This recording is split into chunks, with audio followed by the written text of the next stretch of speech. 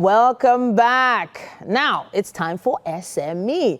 And this week, beginning of March, we decided to, bring in another business and, of course, finance expert. Today, we have friend of the house, Gabriel G.V. Balogun. He is a speaker, workshop facilitator, L&D leader, and he's known for cultivating high-performing teams using a blend of content, tech, and systems.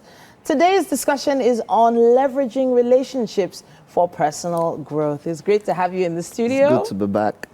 It's good to be back. And of course, this is your first time here at our new studio. Amazing view, beautiful ambience. I love it. Oh, wow. We're so glad that you could join us. We've had quite a few conversations in the past. And I know that even behind the scenes, I've had the opportunity to speak with you on different issues pertaining to business and finance. And I guess this is me leveraging on the relationship we have. Exactly.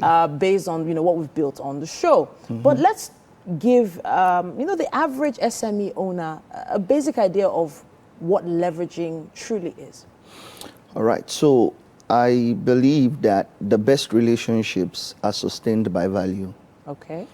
And for you to understand the difference between leveraging and abusing is understanding that value has to be involved in this relationship. So if I'm giving you bread, or if I need beans from you, for instance, I should be able to give you bread.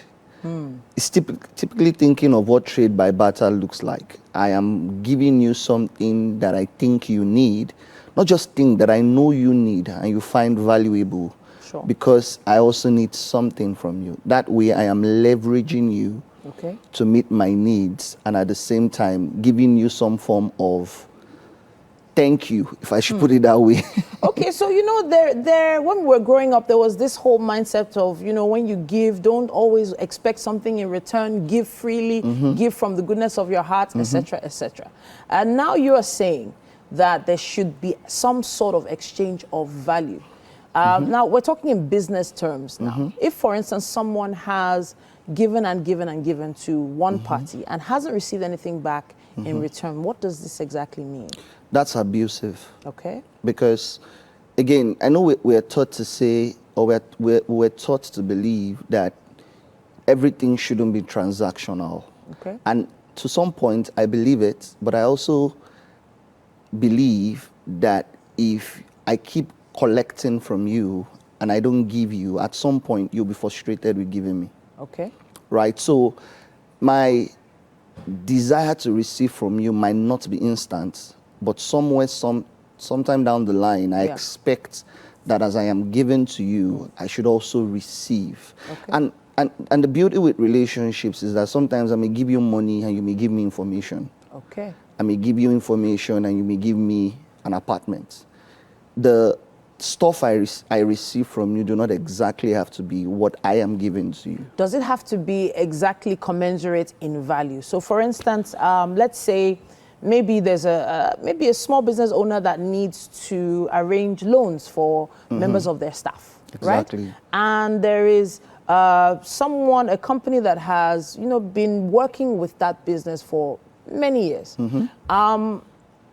So is it abusive to go that far? So, for instance, loans is a big deal. Maybe this person has just been, engaging with small petty trade, asking for something that large. Is that abusive, or is that just taking advantage of the situation? Again, it's perspective. Okay. Right? If I run a small business, possibly you're my personal banker, you managed my business banker, you manage my accounts, I should be able to come to you and say, oh, I need a loan of about 100 million. Okay.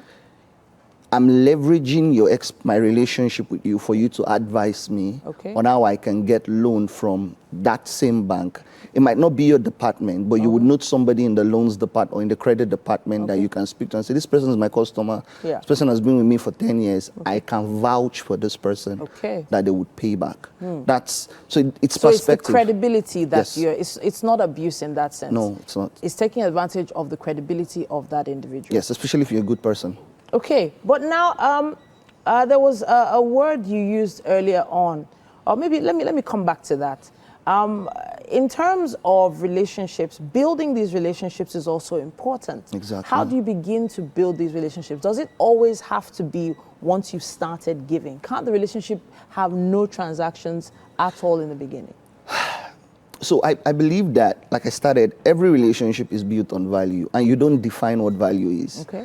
The person that you're building the relationship with determines and defines what value is. So if I have a gap in my life, maybe I'm lonely, Sure. and you're a friend that comes around and just cheers me up, and you are always around when I need you, that for me is valuable. Sure. You've built a relationship with me, but then I know that you're struggling to get jobs. Yeah. And I have a cousin or an uncle that needs someone with your capacity. I can speak to that person. So what you've given me is relationship, friendship, Yeah.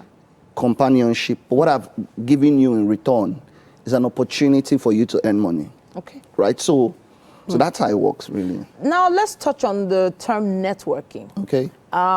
Because a lot of people find this challenging. Oh, yeah. You have a circle of people who probably cannot give you the value you're looking for. So you need to go out there to find new friends, a bigger circle or a different circle. Yeah. But let's touch on how you can begin to network. I mean, I tell people network in 3 easy steps. Number 1, network 360 degrees. Sometimes do not just chase the guys that are above, chase your peers. Many of the people that are in successful circles today started together. Okay. For instance, the founders of Access Bank were peers in GT Bank. Wow. Right? It's not like one person was way up. They were peers and they grew together. Okay. So Network 360, look for those that you can build relationship with upwards, on the same level and downwards. That's 1. 2, when you meet somebody for the first time, listen more than you speak. Okay. When you listen, you get to identify who they are, the gaps that they have. When people talk for long, you can figure out what they need or what they desire or what they are interested in, and then steer the conversation in that direction. So much so that by the time they are done, that person will be like, I had a wonderful relationship. I enjoyed talking to this person. I want to talk to this person again, because you listen more than you speak, right? Okay. And then the third thing is always introduce yourself with value than your title. Aha. So So it's not just Chief Dr. Mrs. No. Introduce with value. So Okay. a large chunk of the time when I meet people, I don't tell them what I even do for a living. I just tell them my everyday goal is to help you become more competent so Wow. you can do your job better and faster. Amazing. There is a Amazing. desire to say, tell me more.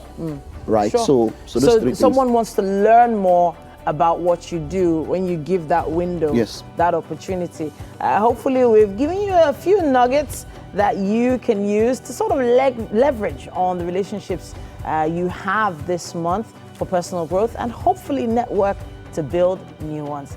We have had Gabriel Balogo in the Thank building. you for He's going to be having here me. with us all month. Don't worry, we'll be having him back very, very soon. Stay with us. We have a quick break coming your way right now.